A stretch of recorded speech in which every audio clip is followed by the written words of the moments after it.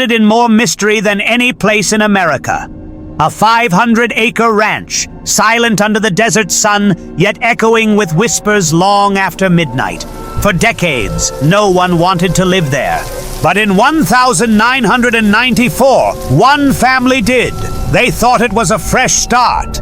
Instead, they stepped into a place where the rules of nature no longer applied.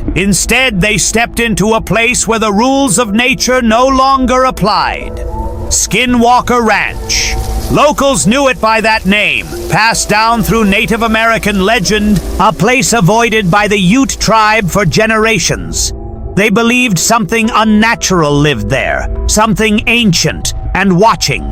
The Navajo called it Yi-Naldlushi, a shapeshifter, a being that could take on the form of an animal or worse. In the spring of 1994, the Sherman family bought the property.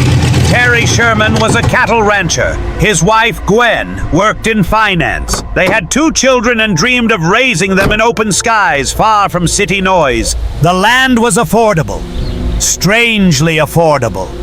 And though they heard rumors, they didn't believe them. Not yet. From the very first day, things felt off.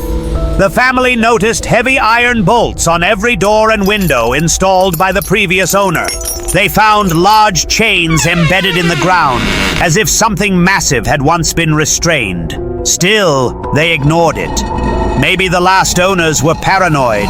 Maybe they had big dogs. But the peace didn't last. One evening just before sunset, the family spotted a large animal near the tree line. At first, they thought it was a wolf, but it was too big, too calm, too quiet. It moved toward them slowly, deliberately. Terry, unsure of what it was, approached with caution. The creature stopped, stared, and then, without warning, it vanished into the brush without a sound. No broken branches, no running footsteps, just gone. That night, the family heard footsteps outside the house. Heavy, pacing.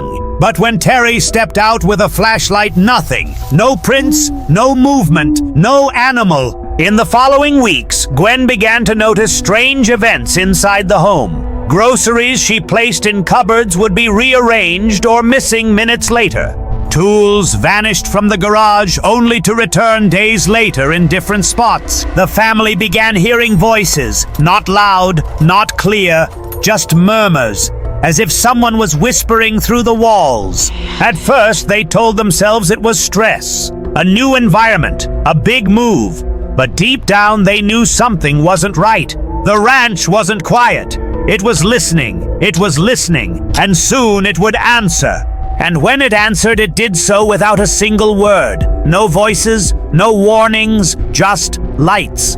They came at night, first as flickers, glowing orbs hovering low across the field, moving too smoothly, too intelligently. Terry noticed them first. While checking on the cattle just after sunset, he saw a faint blue shimmer above the western fence. It pulsed once, then floated upward silently before vanishing behind a distant tree. He told himself it was just headlights, maybe from a distant ATV, but the nearest road was more than 2 miles away. The next night, Gwen saw a similar light from the kitchen window. It wasn't static.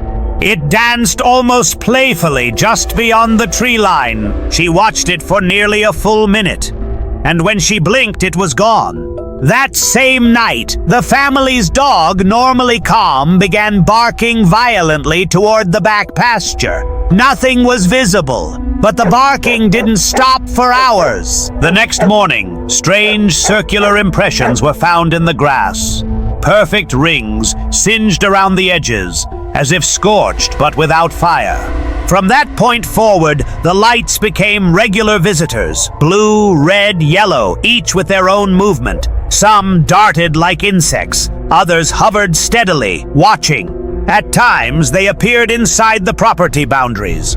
Other times right outside the family's windows. Terry tried filming them once with a handheld camcorder, then with Gwen's older VHS recorder. But every time the battery drained within seconds. Even when the camera worked, the footage would blur or glitch, as if the image itself refused to be documented.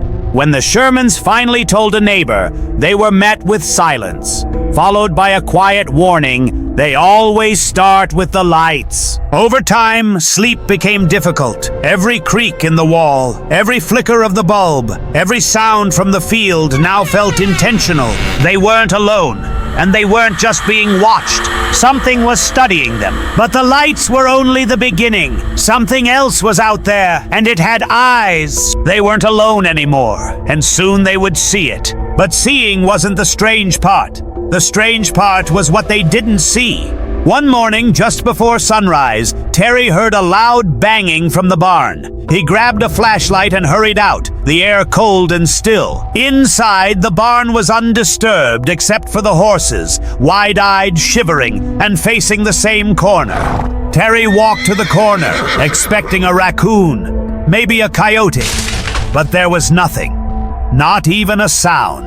He patted the horses. They were soaked in sweat. That afternoon, Gwen noticed something outside the kitchen window, a large animal-like shadow crossing the pasture. But when she looked again, nothing was there. No footprints, no movement, just empty grass. They began calling it the presence, something that could be felt, heard, even smelled, but never seen. The dogs refused to go outside. One even clawed at the back door to be let back in, whimpering for hours. That night, they heard heavy breathing outside the bedroom window.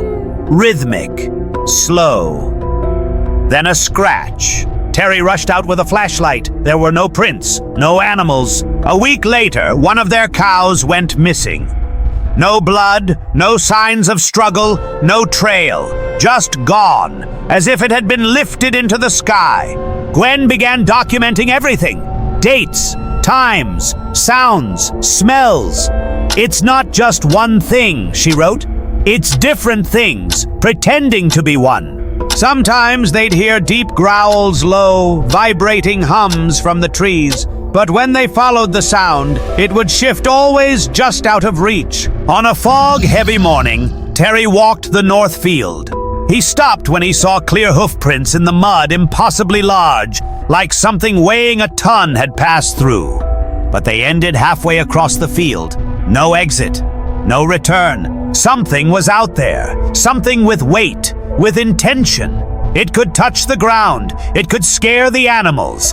It just chose not to be seen. And whatever it was getting closer. And then it spoke. Not in words, not in any language they knew, but in whispers from the trees. It was Gwen who heard it first. She was outside hanging laundry when a sound carried through the still afternoon. A soft voice, not quite male, not quite female. Her name, whispered once. She turned sharply. No one. The field behind her was empty. Not even birds were chirping. Later that night, the family sat in the living room with the TV on low. And then outside the window, they heard it again. A voice, then two, then more. Not talking, chanting. The voices didn't come from a single place. They circled the house like a breeze made of language, a rhythm not of any known culture, a warning, or maybe a ritual. Terry rushed outside with his phone to capture the sound. But once again, the moment he stepped past the porch, the voices stopped, and the battery dropped to 0. That night, as they tried to sleep, the voice came again, this time closer. This time it sounded like Gwen's own mother, except her mother had passed away 3 years ago. Gwen sat up staring at the dark window. The voice outside said, "I miss you, baby." Her heart froze. She didn't move, she didn't speak, and then the voice whispered, "Let me in." The sun finally rose. The voices faded, but no one in the house spoke for hours. Even the dogs hid. That afternoon, Terry found something new. Symbols, carved deep into the bark of 3 trees near the barn. Symbols no one recognized. Not letters, not numbers, just marks. Sharp, precise, fresh. They called in an elder from a nearby reservation. When he saw the carvings, he didn't speak. He only covered them with dirt and told the Shermans never to return to that side of the ranch. That evening, the whispers returned. But this time, they weren't outside. They came from inside the house, inside the walls, inside their own minds. Even the children began hearing things, laughter, cries, familiar voices that shouldn't be there. One night, their son asked, "Why is Grandpa calling me? He lives in the wall now." From that night forward, the family started sleeping in the same room, lights on, doors locked. They couldn't explain what was happening, but they all knew something wanted in. On the third night, the chant returned, this time louder. 3:13 a.m. Same rhythm, same tone. The house vibrated slightly. Pictures shifted. A cup fell from the shelf. Gwen stood in the center of the room, shaking. "Please," she said aloud. "We hear you. We know you're there. Please stop." The chant stopped instantly, but the silence was worse. For weeks, the silence stayed. No more voices, no more lights, just stillness. But it wasn't peace. It was waiting. Terry began noticing something strange about the basement. He'd never liked going down there. Even during the day, it felt colder than the rest of the house.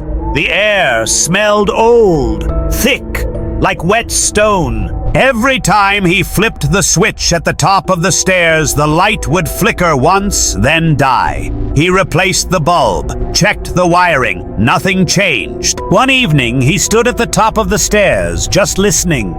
He swore he heard breathing, but not loud. Soft, controlled, like it knew he was there. That night, Gwen had a dream. A small door in the basement wall opened, and something with long arms reached out. It didn't grab her. It just waved. Slowly, the next day, they blocked the basement door with a heavy shelf. "We don't need anything down there," Gwen said. But they both felt it. The presence hadn't left. Around 2 a.m., a loud creak woke them up. Footsteps, slow, measured, coming from underneath them. The next morning, the basement walls were damp, and something was leaking through the wood panels. It smelled like rust, but no pipes were broken. Their son, Noah, told them he saw a pale man watching him from the stairs. "He doesn't blink," Noah whispered. "He smiles, but it's not happy." Terry set up a camera by the basement door. That night, they heard nothing. But in the morning, the footage was gone, corrupted. That same day, while eating breakfast, a scraping noise echoed from below, a wooden chair being dragged. Gwen stared at Terry. Neither moved. A neighbor later told them, "No one builds basements out here. Ground's not right." One afternoon, Gwen took a flashlight and stepped down. Just 2 steps in, she collapsed. Terry found her unconscious on the stairs, flashlight still on. The battery was full, but the light was out. Hours later, she woke up. Pale, confused. "I wasn't alone," she whispered. "It talked to me." Terry couldn't take it anymore. He began digging under the basement floor. Just a few inches in, his shovel hit something solid. Not rock, not pipe. Something shaped. That night, without packing, they left. They didn't lock the door. They didn't turn off the lights. They just drove. They never went back. But sometimes, when the wind was just right, they swore they could still hear the chant.